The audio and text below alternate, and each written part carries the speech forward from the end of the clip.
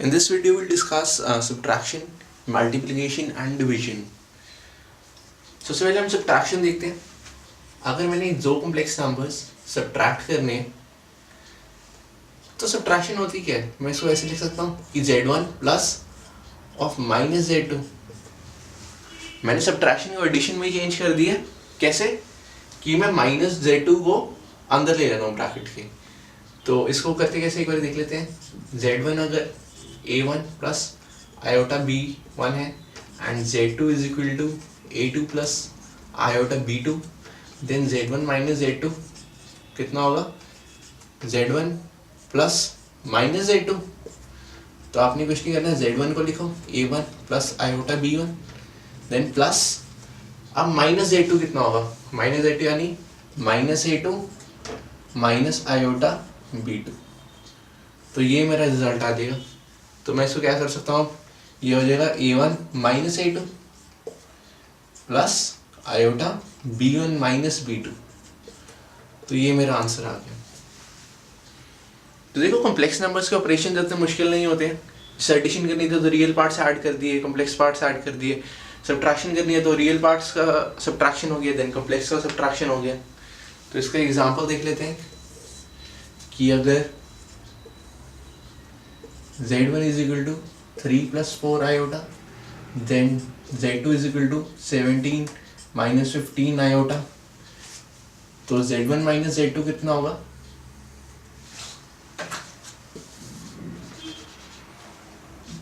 z1 minus z2 कितना होगा? This will become 3 plus 4 iota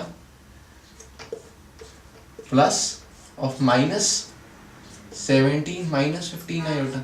right, z1 plus minus of z2, तो ये बन जाएगा 3 minus 17 plus 4 minus of minus 15 iota.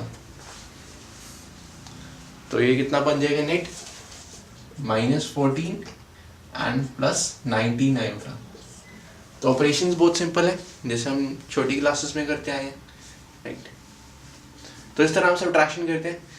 z1 plus और minus z2, then इसको ऐसे लिख लिया. तो नेट बेसिकली रियल पार्ट्स का सब्ट्रैक्शन है एंड कॉम्प्लेक्स पार्ट्स का सब्ट्रैक्शन है.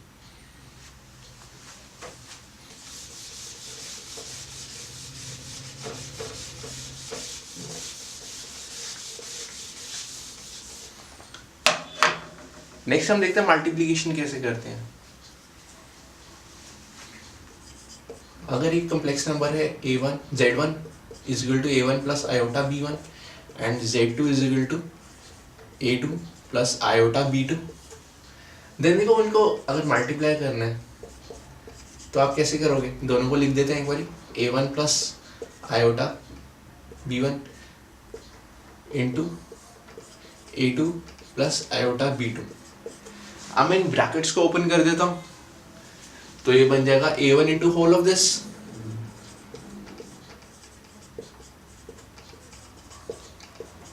प्लस आयोटा, देन अब उसका ये पूरे के साथ. ठीक है, तो मैं इसको दोबारा एक्सपैंड करता तो ये बन जाएगा a1 a2 plus a1 b2 iota. Iota मैं एंड में लिख लेता हूँ, उससे कोई फर्क नहीं पड़ता है हमारे लिखने में. देन ये बन जाएगा आयोटा b1 इंटू a2 यानी a2 b1 आयोटा, एंड ये बन जाएगा b1 b2 आयोटा स्क्वायर, क्योंकि देखो इधर भी आयोटा आ रहा है, इधर भी आयोटा आ रहा है. अब हमने पहले देखा था कि आयोटा होता कितना है, रूट ऑफ -1.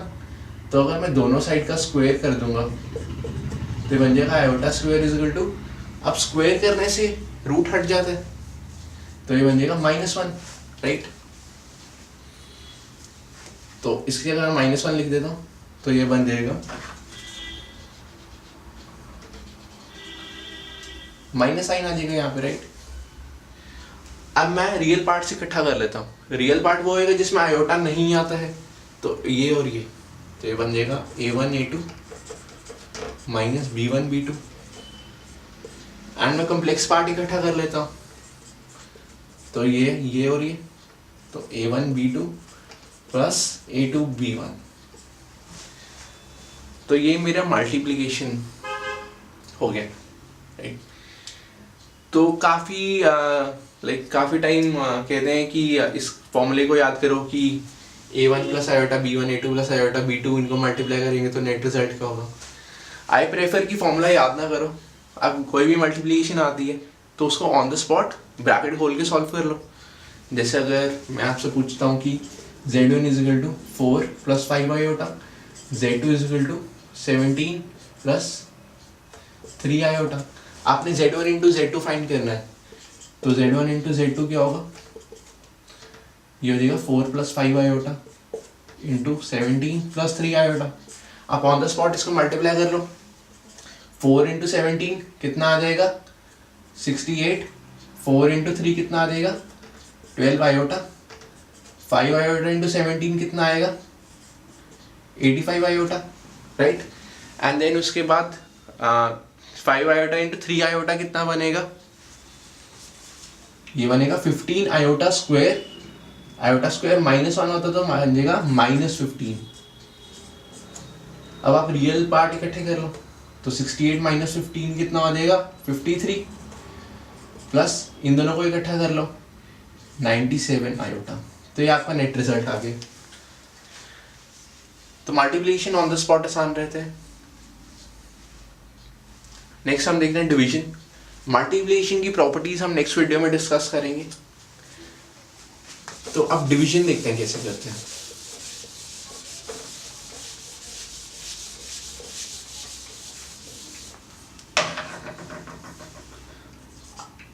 अगर आपने Z1 डिवाइड बाय Z2 करना है तो यानी इसका क्या मतलब है,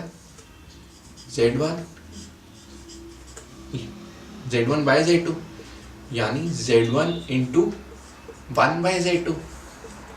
तो मल्टीप्लिकेशन डिवीजन को मैंने क्या चेंज कर दिया मल्टीप्लिकेशन में, तो Z1 डिवाइड बाय Z2 क्या रह गया, Z1 इंटू इनवर्स यानी 1 बाय Z2 रह गया, रेसिप्रोकल ऑफ Z2। तो कुछ नहीं है, Z1 Z2 दिए होंगे, अब Z2 का रेसिप्रोकल फाइंड करो, देन दोनों को मल्टीप्लाई करो एंड आंसर निकालो।